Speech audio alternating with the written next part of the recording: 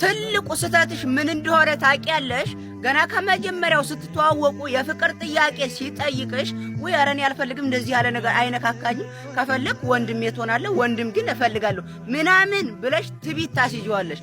በወንድምነት አይ እችሊ እኔ ወደ ፍቅር ካላስቀየርኳት እኔ እንትና አይደለሁም ብሎ ይፎክራል። አንቺ ግን በወንድምነት እያልሽ ትሰምጫለሽ። እውነቴን ነው። ከመጀመሪያው የምትፈልጊው ሰው ከሆነ እንደ ሴትነትሽ ልሰብበት ብለሽ ውጭ። ልሰብበት ስትይ ደግሞ አስበሽ መልሱን እስከምታሳውቂው ድረስ አታውሪ። በቃ ስልኩን ዘግተሽ ውጭ። እውነቴን ነው።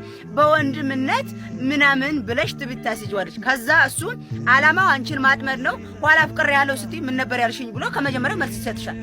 ስለዚህ ከመጀመሪያው የማትፈልጊው ሰው ከሆነ አልፈልግህም ወንድሜ እኔ ፍቅረኛ አለኝ ወይም ደግሞ ዓላማ አይደለም ብለሽ ብሎክ አድርገሽ አውጪ። የምትፈልጊው ከሆነ እንደ ሴትነትሽ ደግሞ ልሰብበት ብለሽ አስበሽ መልስ እስከምታሳውቂው ድረስ ማውራት የለብሽም። እውነቴን ነው። በቃ እንደዚህ ያደርጋችሁ እንጂ እኔ ወንድምነት ብዬ ብለሽ ኋላ ማለቃቀስ እኔን አይወክልም።